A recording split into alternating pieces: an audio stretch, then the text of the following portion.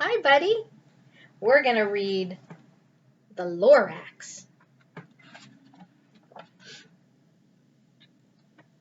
At the far end of town, where the grickle grass grows, and the wind smells slow and sour when it blows, and no birds ever sing except old crows, is the street of the lifted Lorax. And deep in the grickle grass, some people say, if you look deep enough, you can still see today where the Lorax once stood, just as long as it could, before somebody lifted the Lorax away. What was the Lorax, and why was it there, and why was it lifted and taken somewhere? From the far end of town where the grickle grass grows, the old Onceler still lives here. Ask him, he knows. You won't see the Onceler, don't knock on his door. He stays in his lurkum on top of his store. He lurks in his lurkum, cold under the roof, where he makes his own clothes out of muffled moof. And on special dark dank midnights in August he peeks out of the shutters, and sometimes he speaks, and tells how the Lorax was lifted away. He'll tell you, perhaps, if you're willing to pay. On the end of a rope he lets down a tin pail, and you have to toss in 15 cents and a nail, and the shell of a great-great-great-grandfather snail. Then he pulls up the pail, makes a most careful count, to see if you've paid him the proper amount. Then he hides what you've paid him away in his snub, his secret strange hole in his groovulous glove. Then he grunts, I will call you by whisper-ma-phone, for the secrets I tell you are for your ears alone. Sloop! Down sloops the whisper-ma-phone to your ear, and the old Onceler whispers are not very clear, since they have to come down through a snurgly hose, and he sounds as if he had smallish bees up his nose. Now I'll tell you, he says, with his teeth sounding gray, how the Lorax got lifted and taken away. It all started way back, such a long, long time back.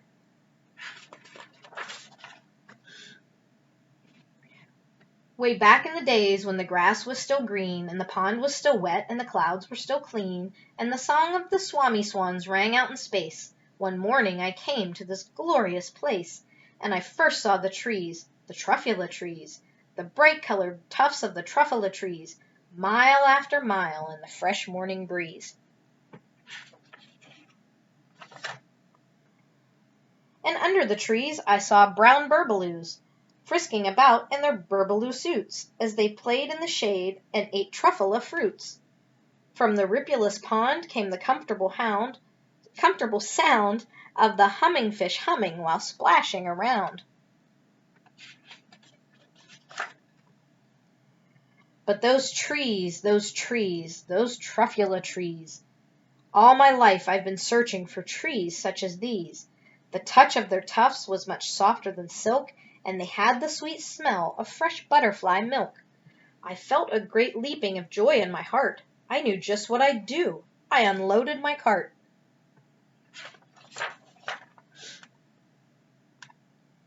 In no time at all I had built a small shop. Then I chopped down a truffula tree with one chop, and with great skillful skill and with great speedy speed, I took the soft tuft and I knitted a thneed.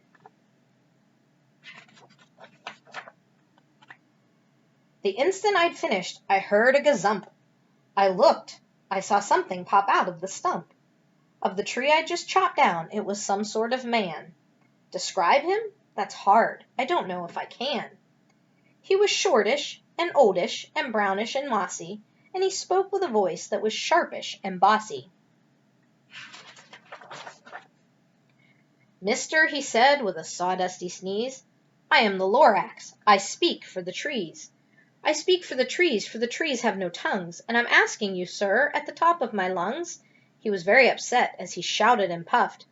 What's that thing you've made out of my truffula tuft?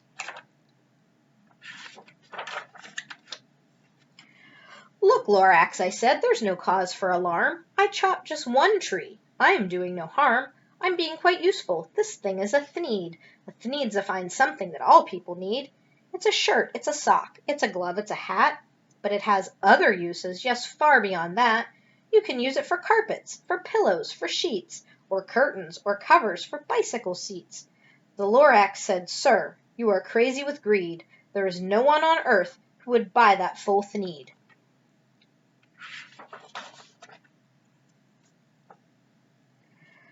But the very next minute I proved he was wrong, for just at that minute a chap came along, and he thought that the thneed I had knitted was great.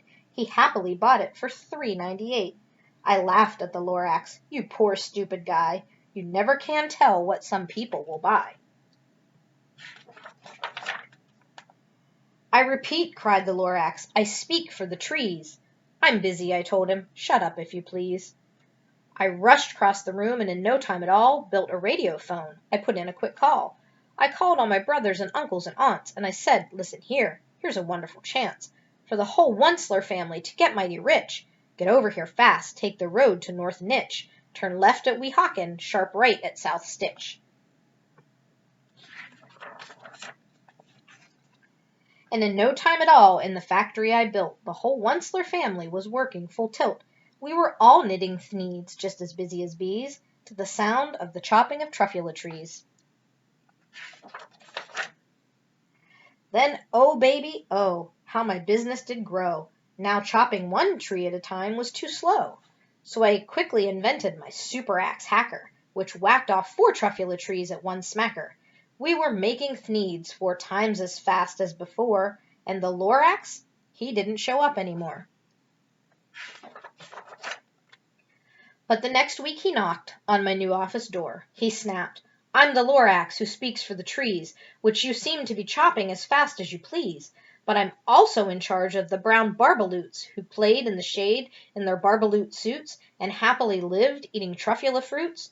Now, thanks to your hacking my trees to the ground, there's not enough truffula fruit to go round, and my poor barbaloots are all getting the crummies because they have gas and no food in their tummies."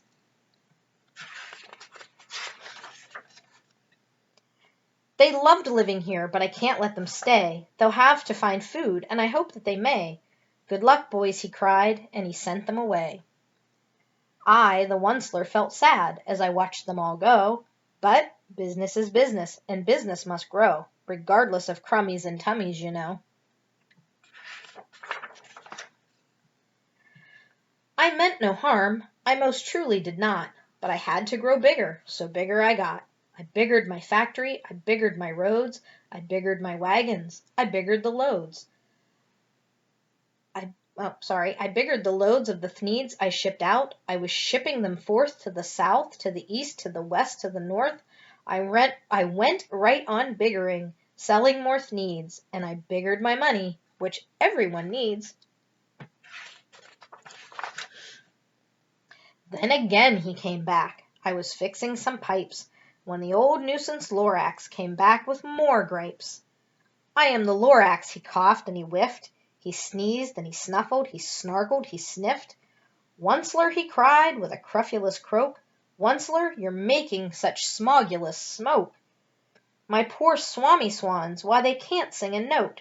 No one can sing who has smog in their throat." "And so," said the Lorax, "please pardon my cough, they cannot live here, so I'm sending them off. Where will they go? I don't hopefully know. They may have to fly for a month or a year to escape from the smog you've smogged up around here." "What's more," snapped the Lorax as dander was up, "let me say a few words about Gluppity Glup. Your machinery chugs on day and night without stop, making gluppity glup and sloppity slop. And what do you do with this leftover goo? I'll show you, you dirty old Onceler man, you. You're glumping the pond where the humming fish hummed. No more can they hum, for their gills are all gummed. So I'm sending them off. Oh, their future is dreary. They'll walk on their fins and get woefully weary in search of some water that isn't so smeary." And then I got mad. I got terribly mad. I yelled at the Lorax, "Now listen here, Dad. All you do is yap yap and say bad, bad, bad, bad. Well, I have my rights, sir. I'm telling you. I intend to go on doing just what I do. And for your information, you Lorax, I'm figuring on biggering and biggering and biggering and biggering, turning more truffula trees into thneeds, which everyone needs. And at that very moment we heard a loud whack. From outside in the fields came a sickening smack of an axe on a tree. Then we heard the tree fall, the very last truffula tree of them all. No more trees, no more thneeds, no more work to be done. So in no time my uncles and aunts, everyone, all waved me goodbye. They jumped into my cars and drove away under the smoke-smug stars. Now all that was left 'neath the bad-smelling sky was my big empty factory, the Lorax, and I. The Lorax said nothing, just gave me a glance, just gave me a very sad backward glance, and he lifted himself by the seat of his pants, and I'll never forget the grim look on his face when he hoisted himself and took leave of this place, through a hole in the smog without leaving a trace. And all that the Lorax left here in this mess was a small pile of rocks with one word, unless. Whatever that means, well, I just couldn't guess. That was long, long ago, but each day since that day, I've sat here and worried away. Through the years, while my buildings have fallen apart, I've worried about it with all of my heart. But now, says the Onceler, now that you're here, the word of the Lorax seems perfectly clear. Unless someone like you cares a whole awful lot, nothing is going to get better. It's not. So catch, calls the Onceler. He lets something fall. It's a truffula seed. It's the last one of all. You're in charge of the last of the truffula seeds, and truffula trees are what everyone needs. Plant a new truffula, treat it with care, give it clean water, feed it fresh air. Grow a forest, protect it from axes that hack. Then the Lorax and all of his friends may come back. Bye, buddy. Grammy loves you. Mwah.